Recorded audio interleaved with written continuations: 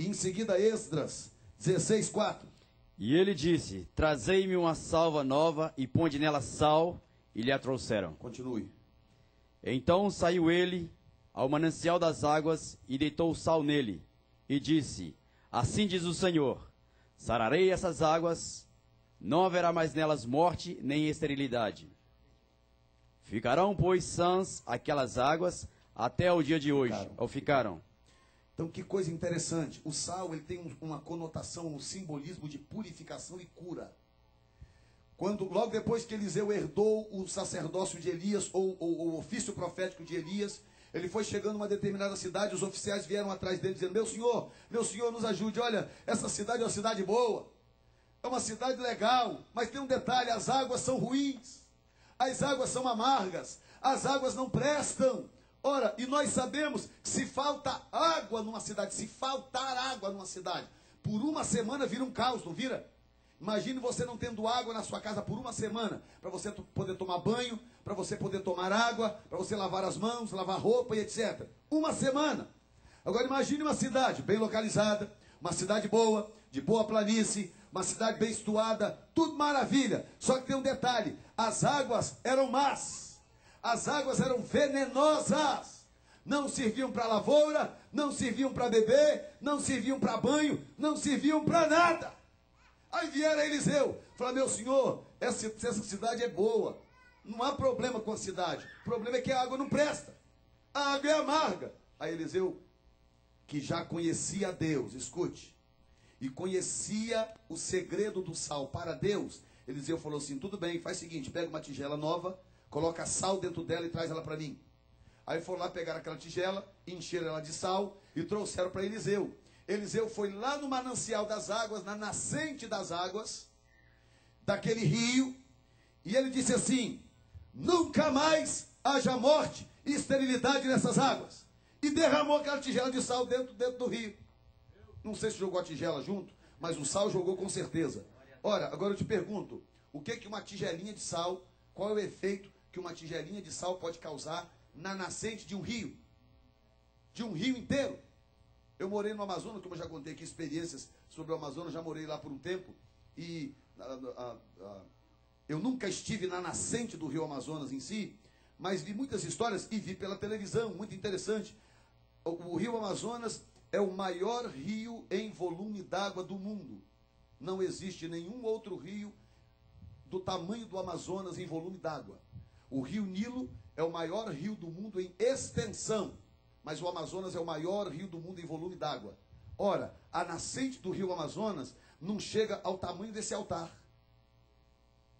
A nascente dele, lá nas cordilheiras do Peru, lá na parte alta da bacia amazônica, dentro do estado do Peru, do país do Peru.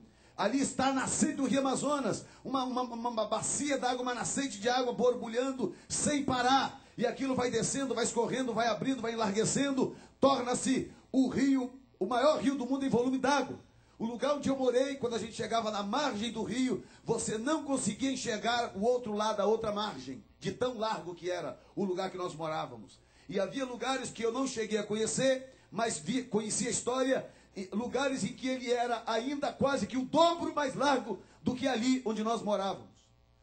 Agora, Eliseu chegou na nascente de um rio contaminado, um rio com as águas venenosas, e ele chegou com uma tigelinha de sal e lançou uma palavra profética, dizendo: olha, estas águas ficarão curadas.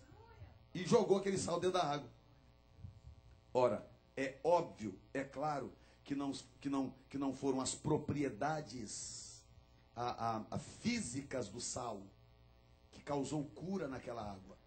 Mas o que produziu a cura naquela água é o que o sal simboliza na economia divina.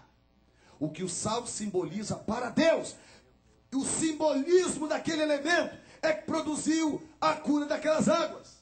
Ora, quando você unge uma pessoa com óleo e ora por ela, que a Bíblia diz: está alguém enfermo? Chama os presbíteros, unge ela com óleo e ore, e a oração do enfermo salvará o doente. Ora, você acha que são as propriedades físicas daquele elemento que está produzindo cura naquela pessoa? Você acha que o Espírito Santo está embutido no conteúdo físico, molecular, atômico daquele elemento? Claro que não. É o que ele representa na economia de Deus. É o que aquele elemento representa. Quando Deus criou os elementos, Ele já deu aos elementos a característica necessária para simbolizar o que era necessário. Deus já fez isso com a uva, Deus já fez isso com o azeite, com a azeitona, Deus já fez isso com a água e Deus já fez isso com o sal. Então, o poder profético daquele elemento restaurou, diga comigo, purificou aquelas águas. Esdras 16:4. Eu acho que Ezequiel, nesse caso aqui. Ezequiel, exatamente, perdão. Quanto ao teu nascimento, no dia em que nasceste, não te foi cortado o umbigo, nem foste lavada com água para a tua purificação, nem tampouco fosse esfregada com sal, nem envolta em faixas. Interessante. Deus está falando de Jerusalém. Jerusalém é uma cidade de Jebuseu, dos Jebuseus, ou uma cidade de Jebuseia.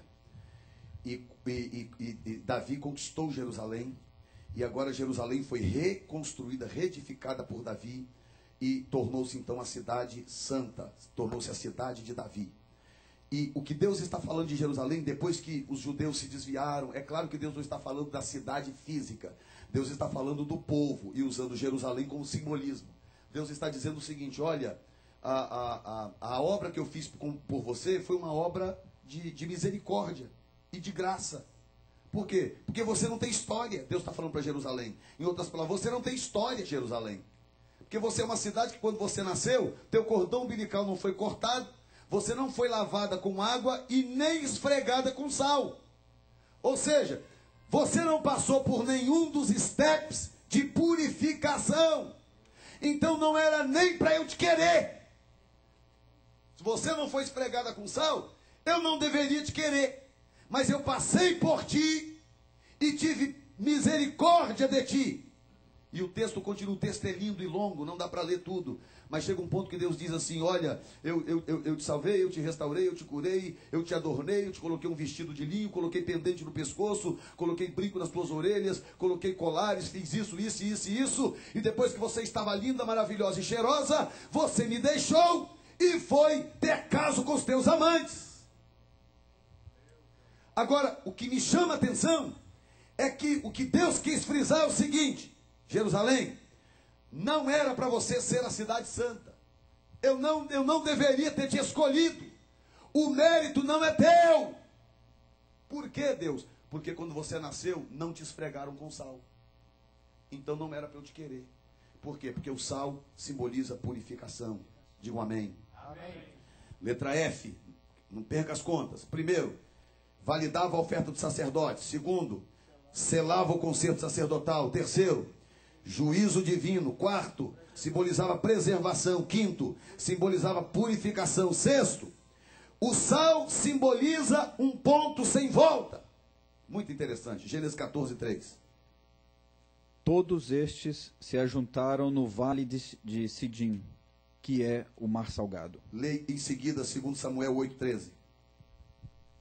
Também Davi ganhou nome, voltando ele de ferir os sírios no vale de Sal, a saber, a 18.000. Davi ganhou um nome depois de ferir... Depois de ferir os sírios no vale do Sal. Muito interessante isso.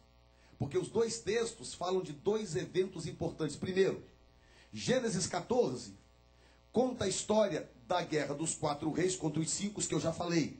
Não vou repetir a história. Mas quero te dizer algo importante. Que quando Abraão recebeu a promessa de Deus no capítulo 12 de Gênesis, Deus disse para ele, eu vou fazer de você uma grande nação, vou te engrandecer.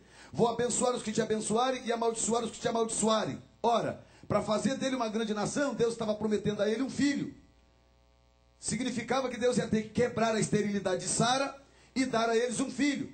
Abraão tinha 75 anos de idade quando ele recebeu essa promessa. Agora, Abraão já estava com quase 100 anos de idade e a promessa não havia se cumprido. O que estava faltando? Estava faltando o encontro de Abraão com Melquisedeque. Ou seja, faltava Abraão receber a bênção sacerdotal, para que o ministério dele, patriarcal, pudesse deslanchar. Mas tudo bem, isso aí já é outra história que eu não vou explicar. O que eu quero chamar a atenção é o seguinte, é que isto só aconteceu depois da batalha do Vale do Sal. Deus usou a batalha do Vale do Sal